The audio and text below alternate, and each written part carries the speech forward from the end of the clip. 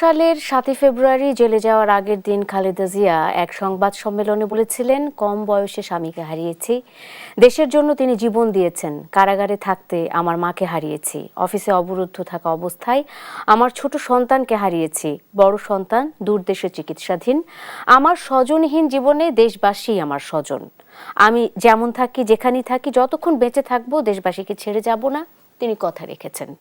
তিনি দেশ ছেড়ে যাননি, নানা চাপ ও প্রলোভন মোকাবিলা করে দেশেই অবস্থান করেছেন বেগম খালেদা জিয়া। তিনবারের প্রধানমন্ত্রী ৪১ বছর ধরে বিএনপিকে নেতৃত্ব দেওয়ার পাশাপাশি গণতন্ত্রের লড়াই চালিয়ে যাওয়া বেগম খালেদা জিয়ার জীবনাবসান ঘটে মঙ্গলবার সকালে। তবে যে জীবন সংগ্রামের, যে জীবন আপসহীন, সেই জীবনের শেষ নাই। তিনি নেত্রী ছিলেন, ১৬ কোটি মানুষের প্রধান ছিলেন।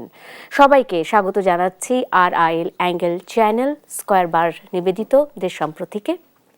দর্শক, আজকে আলোচনা করব যে বিষয়টি নিয়ে, সেটি আজকে ৩০/১২/২০২৫ এবং আমরা জানি যে বেগম খালেদা জিয়া আপসীন বাংলার আপসীন নেত্রী, তিনি আমাদের ছেড়ে চলে গেছেন, চিরবিদায় নিয়েছেন।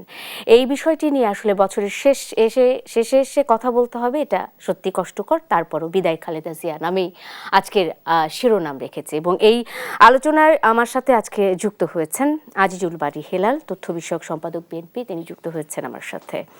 আছেন গোলাম মাওলা রনি, সাবেক সংসদ সদস্য ও রাজনীতি বিশ্লেষক। আছেন শামসুল আলম লিটন, মানবাধিকার কর্মী ও সাংবাদিক। আমি আলোচনায় চলে যেতে চাই, শুনতে চাই আসলে তাদের কাছে। আজকে আলোচনা তো তেমন কিছু নাই, আমি শুনতে চাই। আমি শুরুটাই করতে চাই আজিজুল বারী হেলাল, আপনার কাছে। একেবারে মানে রাজপথ থেকেই আপনি খুব কাছ থেকে দেখেছেন বেগম খালেদা জিয়াকে। পুতুল থেকে, সে যে একটা সাধারণ গৃহবধূ থেকে, পুতুল থেকে বেগম খালেদা জিয়া হয়ে ওঠার যে একটা গল্প আছে, কিংবা তার এই মহিষী জীবন, নারীর জীবনের যে সংগ্রামটা, সেটাকে খুব কাছ থেকে আপনি দেখেছেন। আপনার কাছে আমি বেগম খালেদা জিয়া সম্পর্কে জানতে চাই। আসসালামু আলাইকুম। আমি প্রথমে আমাদের বাংলাদেশের ঐক্যের প্রতীক এবং গণতন্ত্রের পথিকৃৎ দেশ নেত্রী বেগম খালেদা জিয়া, তিনি পরলোকে পাড়ি জমিয়েছেন। আমি পবিত্র কোরআন থেকে একটা আয়াত বলতে চাচ্ছি যে কুল্লু নাফসিন জায়েকাতুল মউত, প্রত্যেক জীবাত্মারই মৃত্যুর স্বাদ বহন করতে হবে। আমাদের বাংলাদেশের নেত্রী, গণমানুষের ঐক্যের প্রতীক বেগম খালেদা জিয়া মৃত্যুর স্বাদ বহন করেছেন, মৃত্যুর মুখোমুখি হয়েছেন, মৃত্যুর স্বাদ বহন করেছেন। আমরা আজকের এই স্টুডিও থেকে এবং দেশবাসীর কাছে আহ্বান জানাবো, বেগম খালেদা জিয়া যেন পরলোকে শান্তিতে থাকেন এবং তার আত্মার মাগফিরাত কামনা করছি। বেগম খালেদা জিয়া বাংলাদেশের 1981 সালে তিনি প্রথম রাজনীতিতে পদার্পণ করেন। 1982 সালে তিনি বিএনপিতে যোগ দিয়ে ভাইস চেয়ারম্যান হন এবং 84 সালে বিএনপির চেয়ারম্যান নির্বাচিত হন।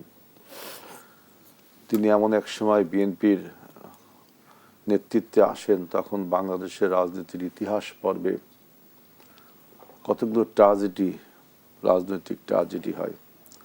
তার অন্যতম ছিল শহীদ রাষ্ট্রপতি জিয়াউর রহমানের শাহাদাত বরণ। তিনি ছিলেন তার স্বামী। প্রেসিডেন্ট জিয়াউর রহমানের শাহাদাতের পরে বাংলাদেশের রাজনৈতিক দল বদলের একটা হিড়িক পড়ে যায় এবং এই হিড়িকটা মহামারীর মতো সংক্রামিত হয় প্রত্যেকটি রাজনৈতিক দলে। শরণার্থীরা যেমন এক শিবির থেকে আর এক শিবিরে দৌড়ে যায়, বাংলাদেশের রাজনীতিবিদরাও সবাই সেই তৎকালীন কঠিন স্বৈরাচারের ছায়াতলে আশ্রয় নিয়েছিল।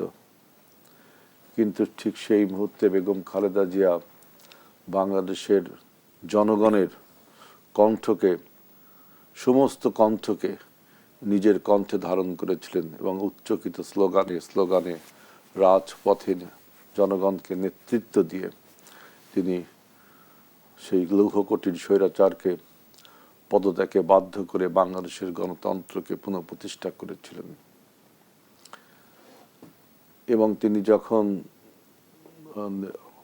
1991 সালে আপনার জাতীয় নির্বাচনে অংশগ্রহণ করেন, তখন অনেকে অনেক কথা বলেছিল তার দল সম্বন্ধে, তার সম্বন্ধে জয়লাভ করবে কি করবে না, কিন্তু সবার কথাকে এবং সবাইকে তাক লাগিয়ে দিয়ে তিনি নিজে 5টি আসনে জয়লাভ করেছিলেন এবং তার দল সংখ্যাগরিষ্ঠ আসনে বিজয় অর্জন করে সরকার গঠন করেছিল।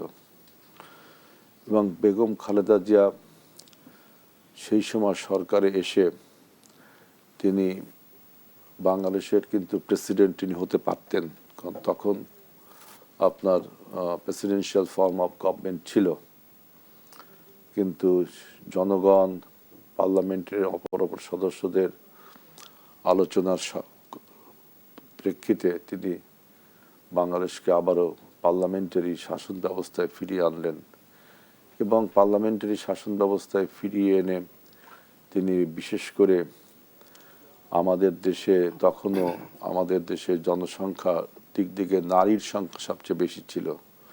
তিনি এই নারীকে ক্ষমতায়নের জন্য তিনি প্রথম যে কাজটি করলেন, যে নারী শিক্ষা প্রসারের জন্য তিনি উপবৃত্তি চালু করেছিলেন। আপনারা জানেন তার সবচেয়ে চমৎকার যে দিকটা আমার লেগেছিল সেটা হলো যে তিনি একজন মা হিসেবে তিনি জানতেন সন্তান যখন স্কুলে লেখাপড়া করে, তার মেধা চর্চা করে, তখন তার মানসিকভাবে অনেক চাপ সৃষ্টি হয়। ফলে স্কুল থেকে যখন বাড়ি যায় শিশুটি, তখন তার ক্ষুধা লাগে। কিন্তু আমাদের দেশে যে দরিদ্রতার হার আপনারা জানেন বেশি, সেই শিশুটি যখন বাড়ি যায় খেতে পায় না, তখন তিনি সেটা উপলব্ধি করে তখন প্রাইমারি স্কুলে বিশেষ করে যে শিশুটি স্কুলে যায় তার জন্য চাল বা এখন খাদ্য টাকার ব্যবস্থা করে। এই যে আপনার কনসেপ্টটা তিনি ইন্ট্রোডিউস করে আমাদের এই যে প্রাইমারি স্কুল থেকে ঝরে পড়া হার তিনি কমালেন এবং নারী শিক্ষার ফ্রি শিক্ষার জন্য তিনি সরকারি স্কুলে যদি কোনো মেয়ে লেখাপড়া করে তখন তাকে ক্লাস 10 পর্যন্ত ফ্রি করেছিল, সেটা এখন 12 ক্লাস পর্যন্ত হয়েছে। এবং তিনি জানিয়ে দেশের বিধবাদের কি সমস্যাটা হয়, স্বামী যখন থাকে না তখন অনেক সময় সন্তানও তাকে দেখে না, সবকিছু বিবেচনা করে তিনি বিধবা ভাতা চালু করেছিলেন, যেটা এখনো আছে। বয়স্ক মানুষরা কি প্রবলেমে পড়ে সেটা তিনি উপলব্ধি করে বয়স্ক ভাতাও চালু করেছিলেন। তার এরকম অনেক সমাজসেবামূলক কাজ, বিশেষ করে তিনি আগে মহিলা, শিশু, নারী, যুবক, ক্রীড়া, সমাজসেবা সব মিলিয়ে একটা মন্ত্রণালয় ছিল। প্রত্যেকটা জায়গায় আসলে উনি দূরদর্শিতা এবং তার যে বিচক্ষণতা সেই জায়গাটা তিনি ধরে রেখেছেন। আমি আজিজুল বারী হেলাল, আমি আপনার কাছে আবারও ফিরে আসবো। গোলাম মাওলা রনি, আপনাকে একটু সংযুক্ত করে নিই আলোচনায়। সেটা হলো যে এই যে নারীর কথা আজকে আমরা বলছি, তিনি শুধু একটা দলের নেতা নন। এখন আমাদের যতখানি মনে হয়, আমরা যদি একটু সোশ্যাল মিডিয়াতে একটু তাকাই, আমরা দেখতে পাই যে তিনি আসলে একটা মানে পুরো জাতির কাছে তিনি 16 কোটি মানুষের নেতায় পরিণত হয়েছেন। এই গুণটা আসলে তো সবার থাকে না। আমি আপনার চোখ দিয়ে বেগম খালেদা জিয়াকে মানে করতে চাই, পর্যবেক্ষণ করতে চাই যে তার উপর তো নির্যাতন কম হয় নাই। তিনি তার প্রিয়জন হারিয়েছেন, কারাবন্দী থেকেছেন, সেখানে নির্যাতিত হয়েছেন, অসুস্থ হয়েছেন, চিকিৎসা পাননি।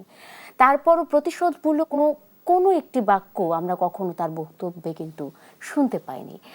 এই যে গাম্ভীর্য বা এই যে সৌহার্দ্য, এটা শুধুমাত্র বেগম খালেদা জিয়ার ক্ষেত্রে সম্ভব। আপনার কি মনে হয়, আপনার দৃষ্টি থেকে মনে হয়? আমি তো আসলে প্রথম যখন আমি তাকে দেখি তখন একেবারে পুরো দস্তুর ছাত্রলীগের একজন অ্যাক্টিভ কর্মী হিসেবে তাকে দেখি।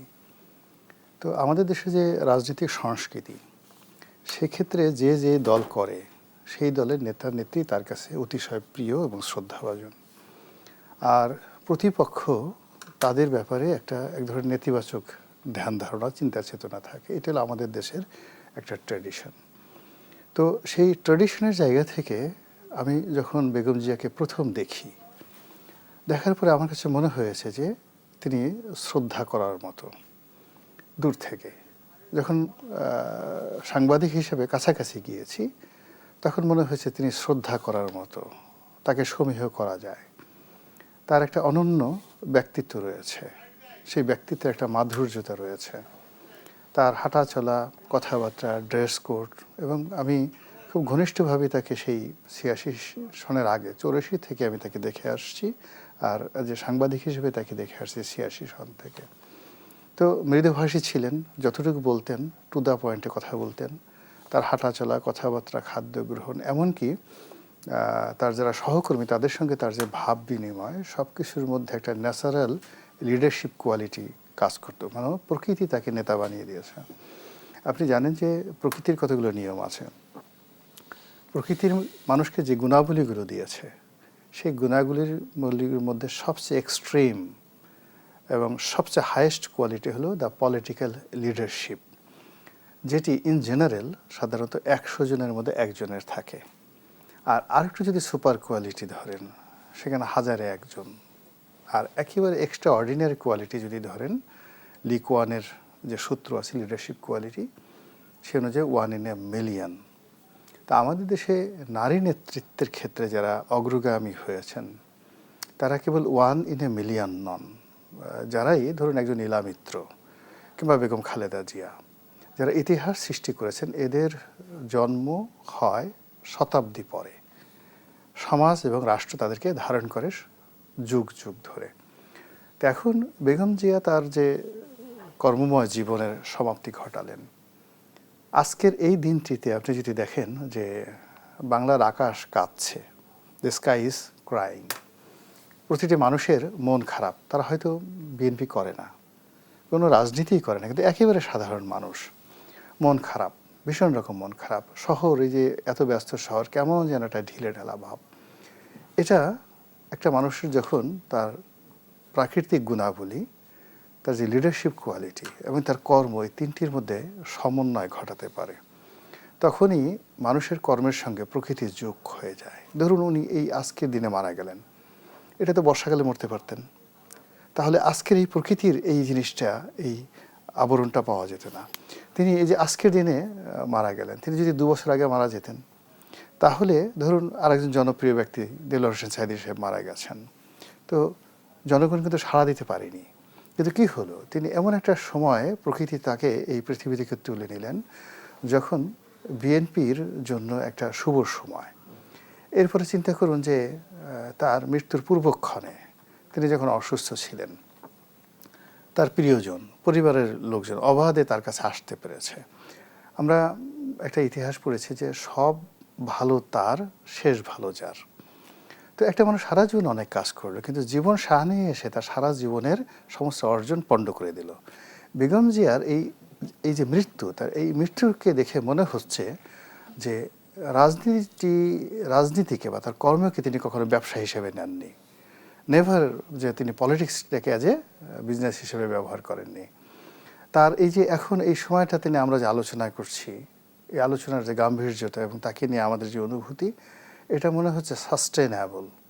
মানে হঠাৎ করে অনেকে মারা যায় বা অনেক একটা ঘটনা ঘটে, খুব আবেগপ্রবণ হয়ে যায় মানুষ। একটা শিশু মারা গেল বা হঠাৎ করে কেউ গুলিবিদ্ধ হয়ে গেল, তো রাতারাতি বাঙালির যে চরিত্র, 48 ঘন্টার বেশি মানুষের আবেগ থাকে না। কিন্তু বেগম জিয়ার যে মৃত্যু, এটি নিয়ে আমাদের আবেগ হঠাৎ করে নয়। এই আবেগের সঙ্গে তার 40 বছরের continuously contribution to the nation আছে। 2 নম্বর হলো যে তিনি দীর্ঘদিন ধরে অসুস্থ। আমরা এই অসুস্থ দীর্ঘদিন থাকলে তার প্রতি মানুষের মোহ থাকে না, বরং মানুষ মনে করে যে আল্লাহ তাকে নিয়ে নিলে বোধহয় আমরাও বাঁচি। কিন্তু তিনি হাসপাতালে প্রচণ্ড অসুস্থ, বাইরে মানুষ তার জন্য দোয়া করছে, লাইফ সাপোর্টে তিনি ছিলেন, কিন্তু তার প্রতি মানুষের কখনো আগ্রহ কমেনি। এবং তার মধ্যে একটা আমি দেখলাম যে এক ধরনের একটা ম্যাগনেটিক কোয়ালিটি ছিল। মানে তার সামনে যখন যেত, আপনি খুব রাগ হয়ে যেতেন বা খুব আনন্দে উদ্বেলিত হয়ে যেতেন, এই কথাটা তাকে বলবেনই, তার কাছাকাছি যারা গেছেন। কিন্তু একেবারে সামনে যাওয়ার পরে মনে হতো যে বেগম জিয়ার ম্যাগনেট দ্বারা তারা আকর্ষিত হয়েছেন, এবং ওখানে সে যেভাবে হিসাব করে গেছেন, যেভাবে কথাবার্তা বলার চেষ্টা করেছেন, সেভাবে হয়নি।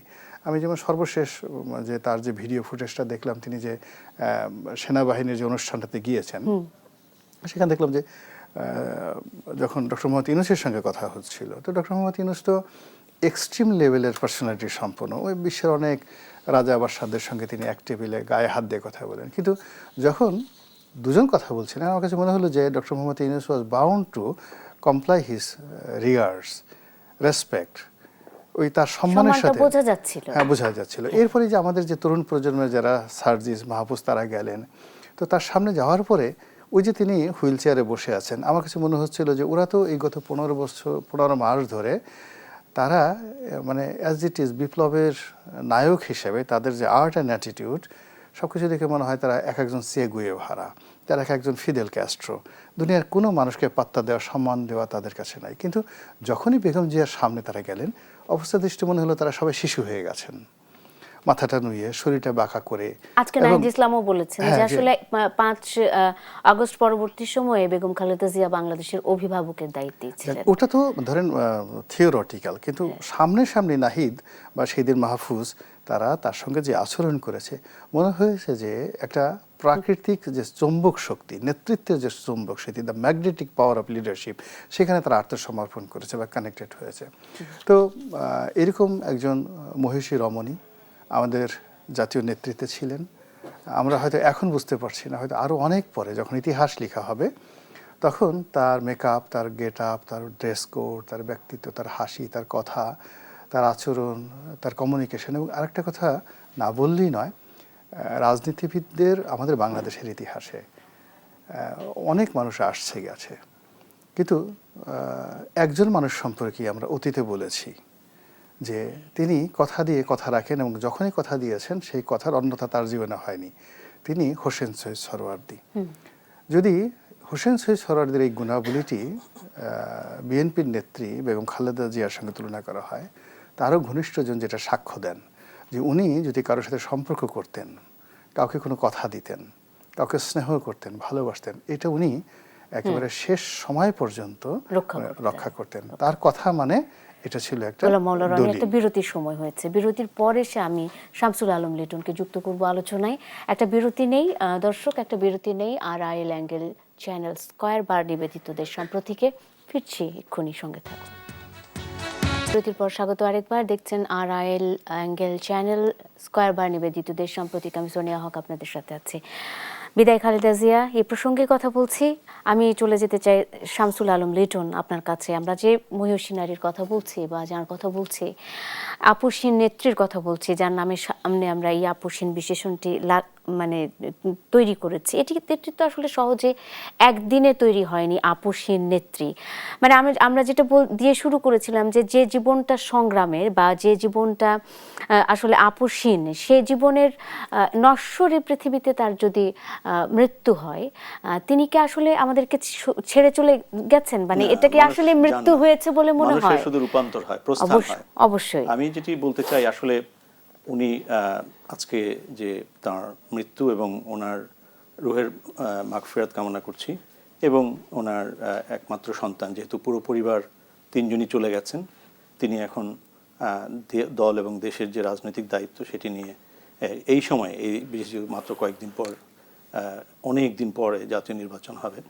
আসলে ওনার সবচেয়ে বড় সার্থকতা হচ্ছে আপসহীন, তারপরে হলো মামাটি মানুষের নেত্রী হিসেবে 90-91 ওনাকে বরণ করা, এবং পরবর্তীতে গণতন্ত্র এবং সভ্যতা এবং যে মূল্যবোধ, যে চর্চাগুলো তার এই 80 বছরের জীবনে তিনি সংগ্রাম এবং রাজনীতিতে, সমাজে, সভ্যতায় যে স্তম্ভগুলো দরকার, একে একে অনেকগুলো স্তম্ভ উনি এস্টাবলিশ করেছেন।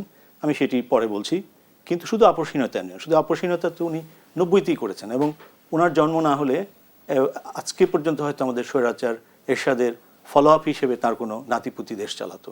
কারণ আমরা কিন্তু তখন দেখেছি যে কিভাবে সেই স্বৈরতন্ত্র শুধু দেশের ভিতরে নয়, তারও শিকড় ছিল বাইরে, এবং কিভাবে নানা রকমের নির্বাচনী ধান্দা করে গণতন্ত্র এবং দেশের সার্বভৌমত্বকে কিভাবে বিকিয়ে দিচ্ছিলেন স্বৈরাচারী এরশাদ, এবং তাকে সহযোগিতা করছিলেন বিভিন্ন রাজনৈতিক দল। তো এই কথাটি খুবই গুরুত্বপূর্ণ যে যখন গণতন্ত্রটি আসলো তখন ওনার দল কিন্তু মহাপরাক্রমশালী ছিল না, কারণ তখন কিন্তু এরশাদ তার দলকে সবচেয়ে বেশি অ্যাটাক করেছে এবং সবচেয়ে বেশি ক্ষতিগ্রস্ত হয়েছে। তখন সর্বব্যাপী সর্বদেশে সারা দেশের ছাত্র সংগঠন ছাত্রদল ছিল সবচেয়ে হেলাল ভাইরা আমাদের সময়, সেই সময় ছাত্রনেতা ঢাকা বিশ্ববিদ্যালয়, একমাত্র ছাত্রদলই সারা দেশে এস্টাবলিশ ছিল। ইভেন মূল দলের অনেক অংশ কিন্তু এরশাদ বিভিন্নভাবে ভেঙে চুরে নষ্ট করেছে। কিন্তু তিনি তার একক যে আপোষহীন ইমেজ এবং স্বৈরাচার থেকে মুক্ত করে শুধু গণতন্ত্র নয়, সার্বভৌমত্ব, এই দুটো জিনিস কিন্তু মানুষ লিঙ্ক করতে পেরেছিল। সুতরাং 90 নির্বাচনের পরে ওই অবস্থায়, দলের ওই অবস্থায় মহা আক্রমণের শিকার হওয়ার পরেও সেই দল যখন জনগণের ভোটে প্রথম গণতান্ত্রিক দেশে প্রবেশ করলো এই দীর্ঘ স্বৈরাচার পর, তখনই কিন্তু তিনি ওই সরকারের সময়টাকে নিয়ে আপনি যদি অ্যানালিসিস করেন তাহলে দেখবেন এই 90-এর পরে সবচেয়ে বেস্ট সরকার হিসেবে স্বীকৃত। কী কারণে? ওনার প্রধানমন্ত্রী, ওনার নেতৃত্বের কারণে। এবং সেই সরকারের পরে যখন নানা পরিস্থিতির মধ্য দিয়ে উনি বিরোধী দলে গেলেন, সর্ববৃহৎ বিরোধী দল, উনি নির্বাচিত প্রধানমন্ত্রীকে অভিনন্দন জানালেন। এবং যেই অভিনন্দন আমরা পশ্চিমা সংস্কৃতিতে দেখি, যেটা গণতন্ত্রের মূল্যবোধের অংশ, ওটাই ছিল 90-এর পরে একমাত্র বিরোধী দলের অভিনন্দন। তারপরে তো আগে পিছে সূক্ষ্ম স্থূল এইসব বলে গণতান্ত্রিক প্রক্রিয়াকে ছোট করা হয়েছে, মানুষের অধিকারকে কিন্তু ভুলুণ্ঠিত করা হয়েছে। তো এখানে উনি একটা স্তম্ভ তৈরি করলেন। সভ্য সমাজে কিন্তু বিরোধী নেত্রী হলে গণতন্ত্রের জন্য কিন্তু অভিনন্দন জানাতে হয়। তারপর আসুন 2001-এ এই যে জননিরাপত্তা আইনের নামে যে কঠিন স্টিম রোলার চালানো হলো, তিনি কিন্তু এসে বিরোধী দল দমনে নিজেকে নিয়োজিত করেননি। তার আগে ওনার এমপিরা এবং বিভিন্নভাবে কী পরিমাণ নিষ্পেষণ হয়েছে, ঢাকার 4টি মাঠ ছাড়া কোথাও দাঁড়ানো যাবে না, এবং এই কথা বলে বিরোধী দলের রাজনীতি বলতে গেলে একবার হারাম করে ফেলা হলো। এটা কিন্তু এইটাকে উনি কিন্তু কীভাবে মোকাবেলা করলেন? তিনি দেখলেন ওই চেহারাটাই পরবর্তীতে গণতান্ত্রিক প্রক্রিয়াকে নষ্ট করার জন্য সন্ত্রাস এবং দুর্নীতি নির্মূলের প্রতিশ্রুতি দিয়ে তিনি এসেছিলেন। সেখানে তিনি কিন্তু যে অপারেশন ক্লিন হার্ট করেছেন, কেউ বলতে পারবে না যে অপারেশন ক্লিন হার্টে বিরোধী দলের কোনো নেতা অথবা কর্মীকে রাজনৈতিক কারণে কোনো করা যায়, বরং সেখানে তার নিজ দলের মধ্যেও বড় বড় বিগয়েট অনেককে কিন্তু সেই পরিস্থিতি ক্লিন হার্টের শিকার হয়েছিলেন। একেবারে নিরপেক্ষভাবে পরিচালনা করার কারণেই ওই অভিযানও কিন্তু রাজনৈতিক চরিত্র পায়নি এবং মানুষ শান্তি পেয়েছিল। এখন কথা, যে র্যাব নিয়ে এত সমালোচনা, সেই র্যাবের প্রথম কয়েক বছর 2006 পর্যন্ত অ্যাটলিস্ট 111-এ তারা রাজনীতিকদেরকে ছোটোখাটো মামলায় ধরানো আগ পর্যন্ত র্যাব কিন্তু এতটাই পপুলার হয়েছিল তাদের কার্যক্রমের মাধ্যমে, বাচ্চারা র্যাবের পোশাক কেনার জন্য ঈদের সময় বাজারে যেত, অর্থাৎ র্যাবের পোশাক বাজারে বিক্রি হতো। এত আমার কথা হচ্ছে যে কঠিন অনেক কাজেও তিনি সফল হয়েছিলেন তার নীতি, নৈতিকতা, সততা, নিষ্ঠার কারণে, যেটা আপোষহীনতা এবং মামাটি মানুষের নেতৃত্বে সম্পূরক যে চেহারাটা মানুষ দেখতে চান। আজকে ওনার বয়স যে 80, ওনার প্রতি যে মানুষের আকাঙ্ক্ষা 40, 50, 60 বছরের মানুষের প্রতি থাকে, কিন্তু কেউ এটা চিন্তাই করিনি, আমরা এখনো মনে করি না। উনি হসপিটালে ছিলেন, কিন্তু মনে হয় যেন উনি আছেন। এবং উনি কি প্রধানমন্ত্রী হলে ভালো হয় না প্রেসিডেন্ট হলে ভালো হয়? এক পক্ষ বলে না, ওনার কিন্তু আরেকটা করা উচিত। এখন পর্যন্ত মানে ওনার প্রেসিডেন্ট, আপনি দেখেন মানুষের প্রত্যাশা আকাশচুম্বী, এবং এই যে বিজয়ী ছাত্ররা ওনার কাছে শিশুর মতো, যেটা রনি ভাই বলছিলেন, এক্স্যাক্টলি, কারণ ওরা ওনাকে অভিভাবক হিসেবে নিয়েছেন। এবং উনি যখন হসপিটালে গুরুতরভাবে চিকিৎসায় তখনও, এবং এই যে আজকের পরিস্থিতি গণতন্ত্রের দিকে যাত্রা, লন্ডন বৈঠকে পর্যন্ত তার অনেক গুরুত্বপূর্ণ ভূমিকা ছিল। অবশ্যই। আমি আরেকটা বিরতির সময় হচ্ছে, এই সময় আসলে একেবারে সময় আমার হাতে কম। দর্শক, আরেকটা বিরতি নিয়ে ফিরছি। RIL অ্যাঙ্গেল চ্যানেল স্কয়ার বার নিবেদিত দেশ সাম্প্রতিকের সঙ্গে থাকুন। বিরতির পর স্বাগত আরেকবার, দেখছেন RIL অ্যাঙ্গেল চ্যানেল স্কয়ার বার নিবেদিত দেশ সাম্প্রতিক। আমি সরিয়া হক আপনাদের সাথে আছি। বিদায় খালেদা জিয়া। আজকে আলোচনার বিষয়টাই রেখেছিলাম এটি, এবং যেমনটা আজকে আমি আর কোনো প্রশ্ন রাখতে চাই না, খুব সংক্ষেপে তিনজনের কাছ থেকেই সর্বশেষ শ্রদ্ধা জ্ঞাপনের যে জায়গাটা, সেটা আমি নিয়েই আমার আজকের অনুষ্ঠানটা শেষ করতে চাই। আজিজুল বারী হেলাল। দেখেন, দেশনেত্রী বেগম খালেদা জিয়া তার সাহস আর দেশপ্রেম যা দেখিয়েছেন, এই সাহস এবং দেশপ্রেম তাকে আমাদের কাছে, আমাদের জনগণকে মাঝে যুগ যুগ ধরে বাঁচিয়ে রাখবে। তার রাজনৈতিক জীবনের যে বিশালতা, সেটা তার ব্যক্তিগত জীবন এবং সামগ্রিক জীবনকে ছাপিয়ে গিয়েছে, তার রাজনৈতিক জীবনের বিশালতা। এবং তার যে দলীয় জনপ্রিয়তা, তার দলের যে জনপ্রিয়তা, সেই দলের জনপ্রিয়তাকেও তার ব্যক্তি জনপ্রিয়তা ছাপিয়ে গিয়েছে, অর্থাৎ তার ব্যক্তি জনপ্রিয়তা এত বেশি। এবং তিনি এখনো বাংলাদেশের আর সম্পত্তি নয়, বাংলাদেশের সম্পদে তিনি পরিণত হয়েছেন।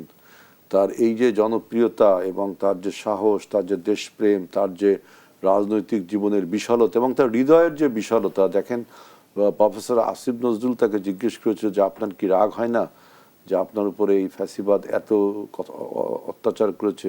তিনি কিন্তু খুব সহজ সরল উক্তি দিয়েছেন যে রাগ করে আর কি হবে, অর্থাৎ বিষোদ্গার এবং অপরকে প্রতিশোধ, প্রতিহিংসাকে তিনি পরিহার করে আজকে সকল জনগণের হৃদয়কে তার এক হৃদয় ধারণ করে তিনি আজকে দেশ নেত্রী উপাধিতে ভূষিত হয়েছেন। এবং আমাদের ভবিষ্যৎ প্রজন্মের কাছে ইতিহাসে তিনি যে ইতিহাসে তার নাম তিনি লিখিয়েছেন এভাবে যে এখানে বলছেন তিনি বাংলাদেশের প্রথম নারী প্রধানমন্ত্রী এবং তিনি বিশ্বের মুসলিম অধ্যুষিত দেশগুলোর মধ্যে দ্বিতীয় নারী প্রধানমন্ত্রী। অসংখ্য ধন্যবাদ আজিজুল বারী হেলাল। গোলাম মোল্লা রনি, আমি চাইবো যে বেগম জিয়ার জীবনের যে সুকর্মগুলো আছে বিএনপির নেতাকর্মীরা সেটা ধারণ করুক, বিএনপির একটা প্রচার সেল থাকুক এবং বেগম জিয়ার জীবন এবং কর্ম নিয়ে একটা গবেষণা কেন্দ্র তৈরি হোক, বই পুস্তক লিখিত হোক, চলচ্চিত্র নির্মিত হোক, এমনকি নাটক সিনেমা হোক এবং সেখানে তার এই কর্মময় জীবনকে আগামী প্রজন্মের জন্য পাথেয় করা হোক, এটাই আমার। অসংখ্য ধন্যবাদ। আমি আমি আমি অল্প একটু সময় দিতে চাই শামসুল আলম লিটনকে। Thank you. 4টা বিষয় ওনার জীবনে উনি রেখে গেছেন একটা কমপ্লিট লাইফের মধ্যে। একটি হচ্ছে যে আপোষহীনতার কথা বলা হয়, স্বাধীনতার সার্বভৌমত্ব এবং দেশের স্বাধীনতার, দেশের স্বার্থে তিনি ছিলেন আপোষহীন, স্বৈরাচার এবং আধিপত্যবাদের বিরুদ্ধে তিনি ছিলেন আপোষহীন। আর সর্বশেষ শহীদ জিয়ার জীবন গাথা থেকে যে কাব্য আছে প্রথম বাংলাদেশ আমার শেষ বাংলাদেশ, তিনি সেটি প্রমাণ করে গেছেন এবং তিনি বলছেন দেশেই তিনি থাকতে চান এবং দেশেই তিনি চিকিৎসার সর্বশেষ মুহূর্তে বলেছেন। এই পতাকাটি স্বাধীন, এই যে কাব্যটি প্রথম বাংলাদেশ আমার শেষ বাংলাদেশ, তিনি প্রতিফলন করেছেন এবং সেই পতাকাটি তিনি তার সন্তানের হাতে দিয়ে গেছেন, যার আরেকটি নাম হয়েছে সবার আগে বাংলাদেশ। সবার আগে বাংলাদেশ। অসংখ্য ধন্যবাদ, অসংখ্য ধন্যবাদ শামসুল আলম লিটন, আজিজুল বারী হেলাল এবং গোলাম মোল্লা রনি। আজকে তিনজনকে ধন্যবাদ জানিয়ে এখনকার মতো শেষ করতে চাই। আর আইএল অ্যাঙ্গেল চ্যানেল, স্কয়ার বাই নিবেদিত দেশ সাম্প্রতিক, আপনাদেরও ধন্যবাদ।